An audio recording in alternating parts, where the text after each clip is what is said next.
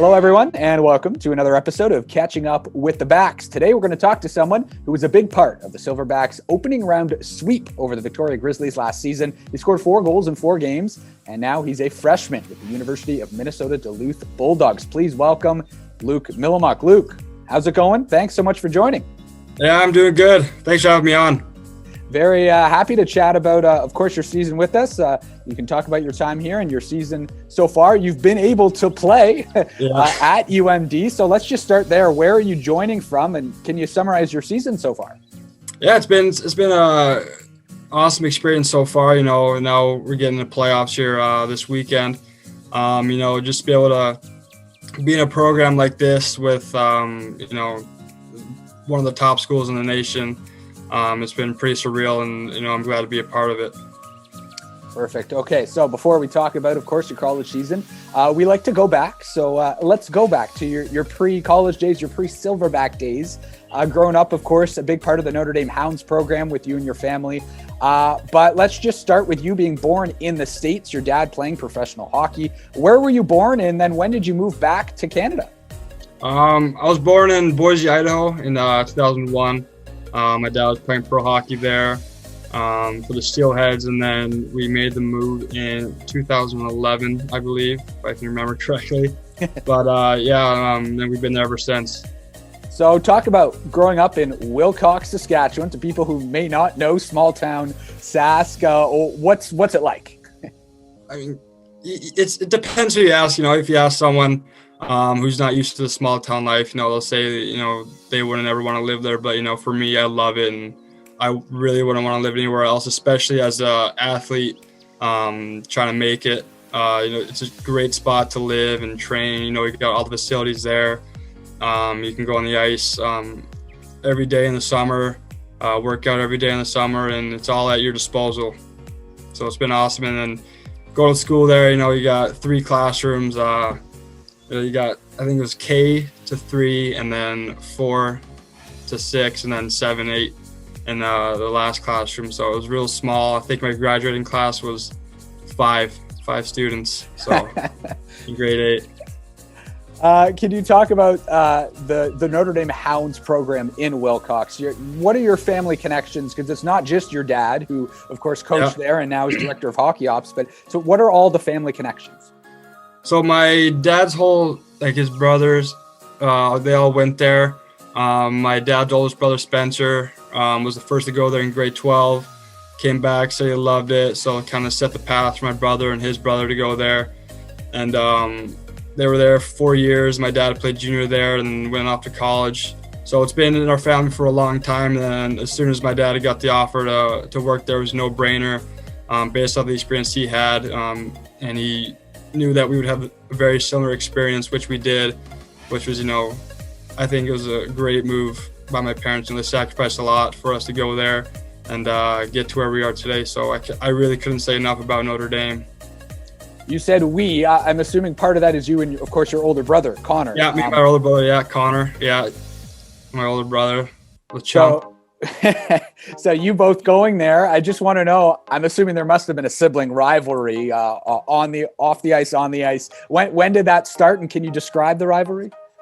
Oh yeah, there's been a rivalry between us ever since we were little. You know, both of us want to be the best, and we're always competing hard with each other. Usually when we were younger, broke out in the fights. Usually him beating me up and me trying to throw like a stick at him or something just to get him off me. And then, but yeah, but the on-ice rivalry started when I was in grade 9. It wasn't really a rivalry. It was just, you know, he was on the second AAA team and I was on the first one. And whenever we played each other, it was always, you know, who's going to get the last kick. You know, we'd always go at each other hard.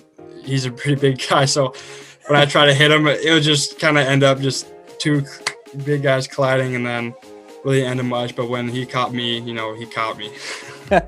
And where is he playing now? He's playing for the Austin Bruins in Austin, Minnesota, North American Hockey League. Awesome. He's committed to Alaska Fairbanks. He'll be going in next year. This is last year junior, so you know I'm pumped to see him. You know, finally get there. He's worked very hard his whole life. You know, when he first came to Notre Dame, he wasn't that kid where you look at and say, "Oh, he's going to make it." You know, he worked his bag off, his whole life. So, I really couldn't say enough about him as well. Just the work ethic that he has and how far he's really come. And you hear it from everybody around the rink and the staff. Just saying, I can't believe that's actually Connor. For me too. I mean, I look back at when he was in Bantam, my dad was coaching him, and I was like, that is not the same kid. So it's pretty cool to see that. Awesome. So, of course, you worked your way through the Hounds program. I just want to, of course, key in on your second year of midget was quite the year. You yourself personally, I mean, the stats, 32 goals, 61 points in 34 games. But you guys not only won the provincials, you went all the way and you won gold at the TELUS Cup. When you think of that year, what comes to mind? Probably a bit of a whirlwind, but what jumps out at you?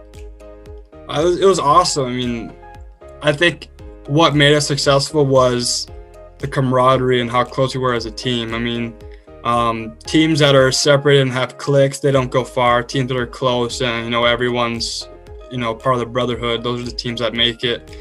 And, of course, the work ethic. I mean, every day in the gym, it wasn't like you got a group working hard and the other group kind of slacking off. It was everyone's going hard 100% of the time. Same thing with practice. I mean, that year was unbelievable. I mean, we had great top-end guys. Goalies were outstanding. Same with our defense, forwards, all around the block. It was just unreal. And, to cap it off with the national championship, you look at guys that, have won at Notre Dame, guys like Morgan Riley, you're like, that's a pretty good group to be a part of. So it was definitely a very cool moment, and, it's something that I won't ever forget. You guys, correct me if I'm wrong, you had a perfect playoffs? Like, you swept the whole way through. How did you guys manage that? Yeah, so during the year, I think our record was 39-2-1 or something like that, 2-2. I can't remember correctly, but we were trying to get to that 40 wins in a season. I think we still have the record, but that would have just been, a little OCD on our end, trying to get to that perfect number.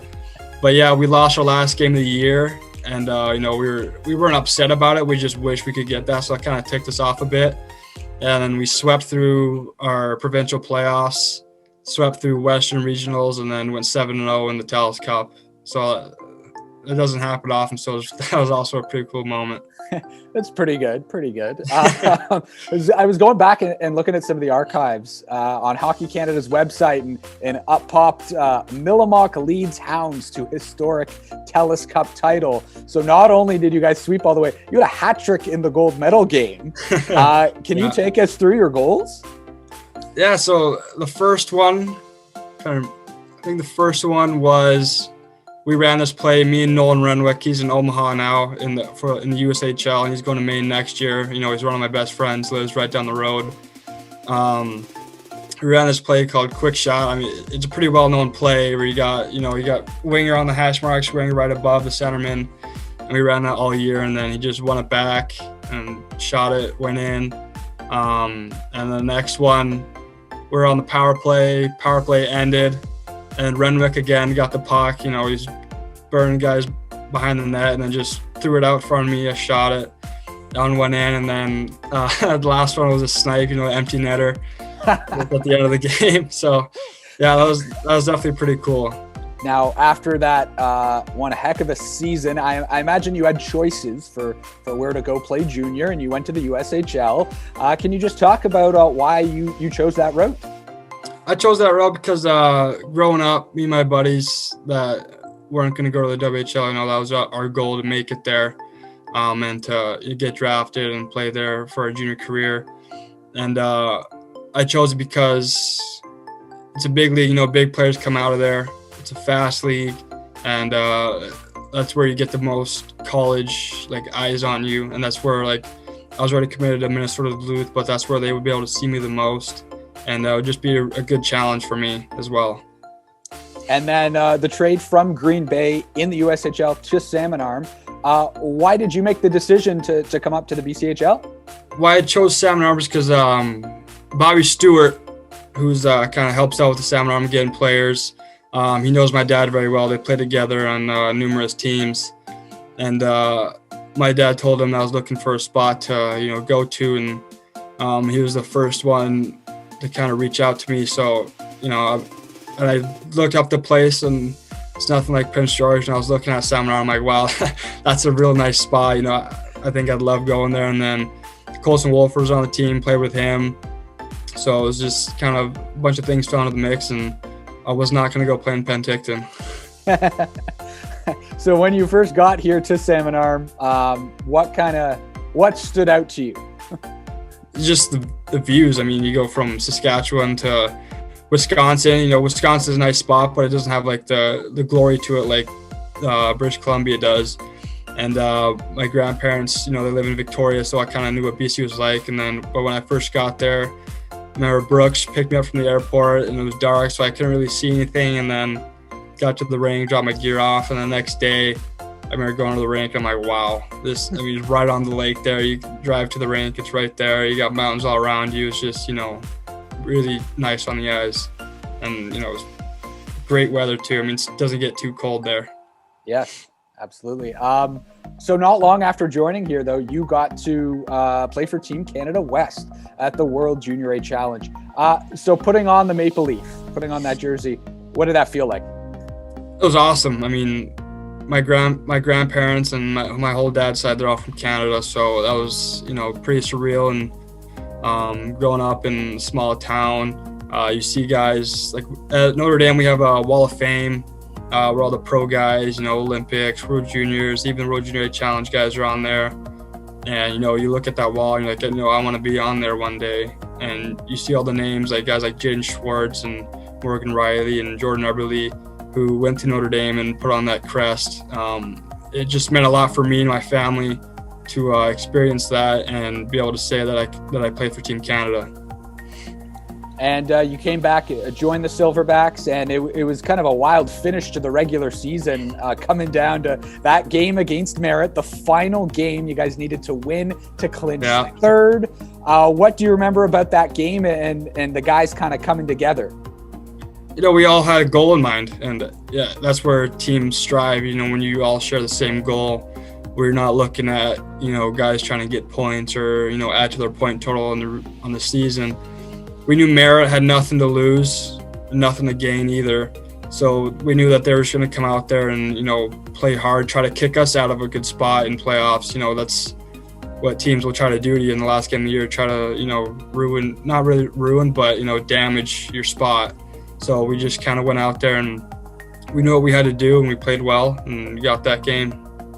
And it certainly carried over. I mean, coming together in that playoff series for sure against Victoria. What was it that really, I mean, 4 in a row is not easy to do, let alone in junior and with travel and stuff and all that. So what do you think it was that led to success in the playoffs? I think we were just focused. Same thing with the Merritt game. We were just focused, and same thing, guys threw their pride away, and, you know, we battled together as a team. We came together. There was no passengers. Everyone was driving the bus, and we knew what we had to do to win, and we did that to a T, and that's what made us successful. Now, individually, though, of course, you scored in each and every game, 4 goals in 4 games. Just want to know, looking back there, like, where did you see your game at? Was it at, I assume, a place you liked where it was at, and why do you think you were able to elevate your game? Big moments. I mean, like I mentioned earlier, I think I show up in big moments, and, you know, playoffs, the time of year where you need everyone to perform. And, you know, I just went out there, and just like everyone else, I knew what I had to do. And, you know, I did my best to do my part, and everyone was pitching in on the team. You know, goalies were outstanding, everyone was going, and, you know, it was just kind of icing on the cake to get those goals in those games. So it was just a compliment of how well the team was playing. Now, I remember the you breaking a deadlock late in game 1 here at home. So my question is, I just want to know, the fans here, like, scoring that goal late, do you remember that feeling, the crowd, everyone on their feet? Like, can you describe what it was like here to play in front of pretty much a packed barn? Yeah, that was packed. I mean, it was awesome, you know. I've never been able to. I mean, my first year in junior, we didn't make playoffs, so we didn't get that feeling of, you know, fans really, like, into it, like, big time. So the fans were into it all game, and then when that puck went in, it was just, I remember when I went down one knee to Sally, I looked up in the crowd and they're all jumping, and then the horns blaring and everyone's screaming. It was nuts. I mean, that's definitely a surreal moment as well. Is there anything that stands out with the community, like playing in a city like Salmon Arm? What do you think of when you think of like a small town in Canada and they love their junior hockey? What do you think of? I just think that like this kids are the biggest part of like why we do it in the community, because they look up to us. In a small town like that. Same thing where I grew up. The little kids are gonna look up to you because they see these guys, and that's where they want to go. They might not know it yet, but when they get older, they're gonna realize those are the guys that I watched, and I want to be like that. So I think playing for the kids and for the fans was awesome, and doing those skates for the kids, seeing how much they love the sport, how much they want to be a part of the Salmon Arm organization, going to the rink, being able to see the locker room and everything like that, be able to give back to those kids and, fuel their like motivation to make it and play hockey was definitely awesome. Now, you mentioned earlier that you got your scholarship to UMD while a member of the Hounds still. What was it about University of Minnesota-Duluth? What about that program really appealed to you? A lot of things. I knew the coach that recruited me very well. He went to school with my dad. So he came down to watch the junior team, I believe. And then my dad told him to come watch our practice, and he saw me, and things kind of went from there. And then when I went and visited, by growing up, my mom's parents were from Alaska. So we would go there almost every summer, go fishing. And it was like a scenic thing. And then visiting Duluth, it was kind of the same thing. It's right on Lake Superior there. Our rink's right on the water. You go fishing all the time, and you got unreal places to go visit, when you got days off. So it was just kind of that. Outside of hockey, it was definitely the views and how well the town looked to me. And then obviously the program is top notch, and visiting the rink and seeing all the facilities, it was kind of a no-brainer for me. The decision to go to UMD as like a true freshman, and I just want to know, was there a part of you that maybe wanted to come back for another year here in Salmon Arm? Yeah, I mean, I love Salmon Arm, and I think that was the hardest thing for me, is because I wanted to play a full year in Salmon Arm. Because just I liked it so much, and the organization and the team and my billets, they were awesome. So that was like the one thing for me where it was kind of hard to make a decision was, I love Salmon Arm, and I would really like to get another year in there before I go to college. But at the end, if you're ready to move on, you're ready to move on, and you can't look back.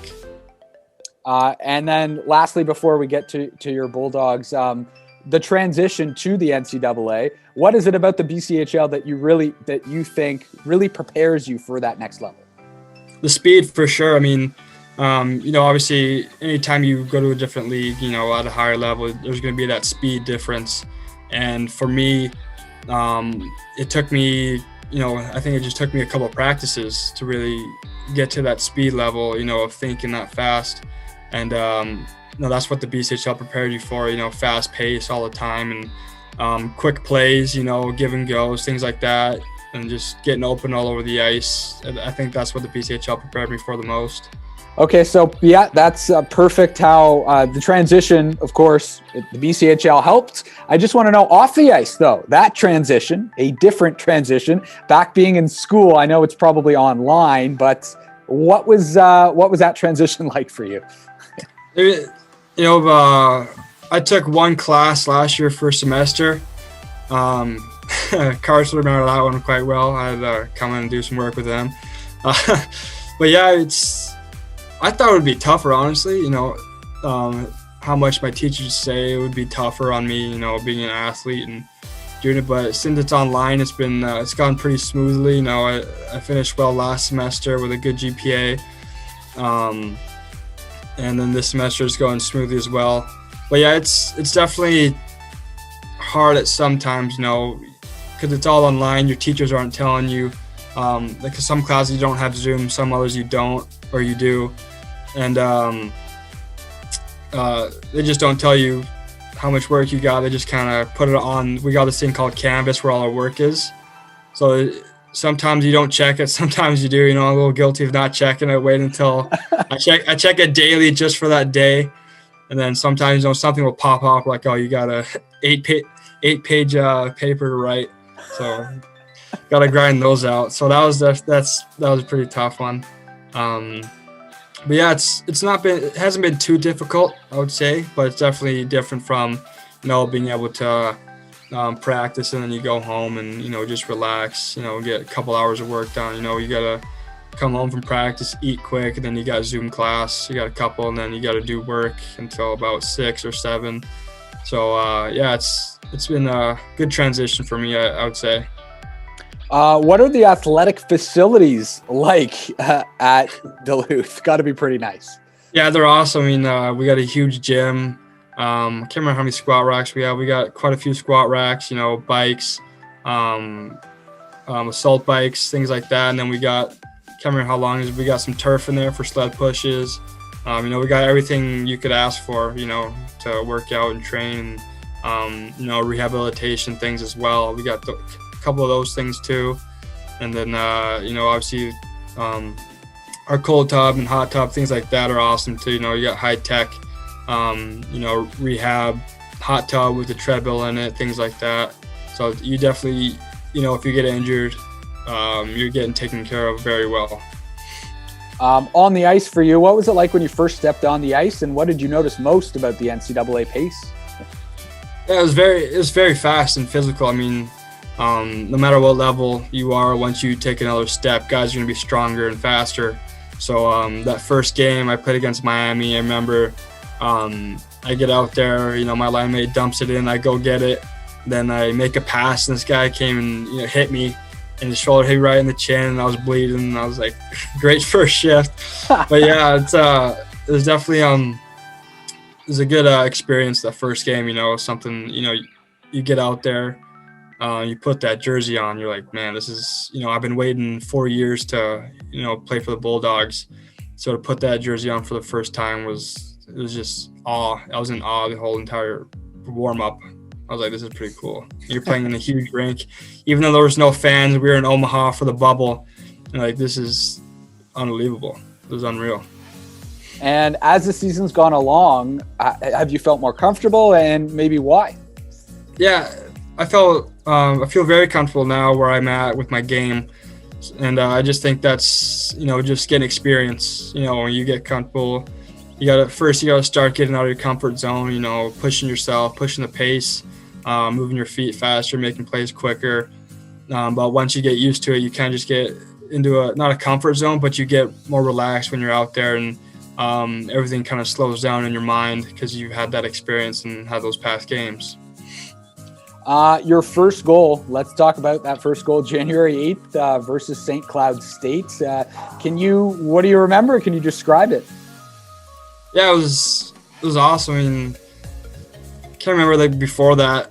It's kind of a blank now looking back. But I remember the puck went around the boards and went to the D. D and my centerman Luke Mylymok, they did kind of a high switch.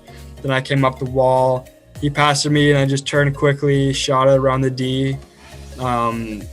Rebound came out, and I just fired it home, hit it as hard as I could, and, you know, went in. And that was just pretty surreal. It was the first goal at home all year, so it was cool to get that one. And then I think it was 42 seconds later, other freshman Blake Biondi, he was on my line, and he scores that same shift 42 seconds later. So it was back to back, so that was awesome. Wow, unreal. The season, or I guess the playoffs. How are the playoffs going to work, and where did you guys kind of finish? How did the standings work? Yeah, so we finished third behind St. Cloud, North Dakota.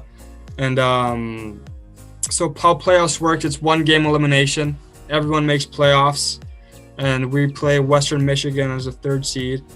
And they're, I think, what would that be, the 6th? Yeah, 6th seed. So we play them, and it's 1 game elimination. So we got to come ready to play. Perfect. Lastly, before we get to a couple fan questions, you were also ranked NHL Central Scouting, had you as a C skater not too long ago for the upcoming NHL entry draft. Just want to know, what does it mean to you to be recognized by NHL Central Scouting?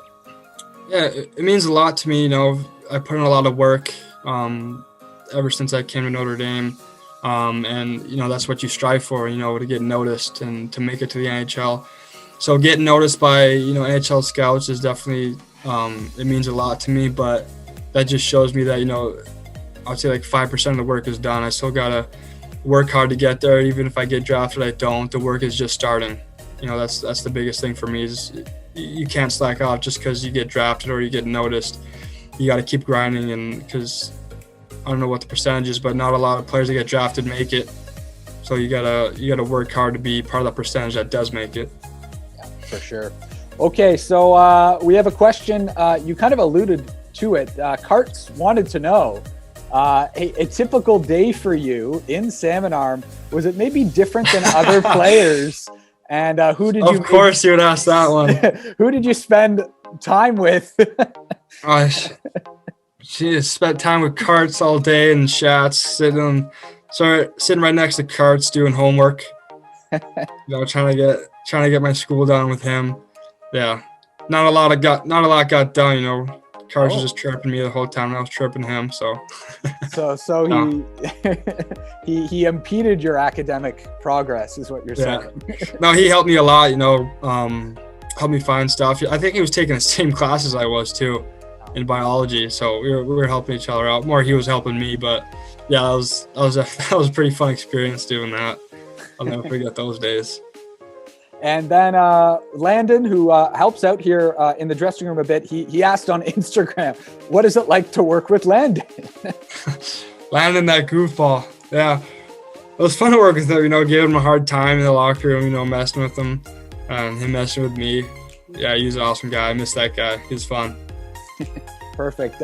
Thanks so much, Luke, for joining us here today. Of course, good luck in the NCHC playoffs and, of course, beyond. Yeah, thank you, Cantor. Appreciate it.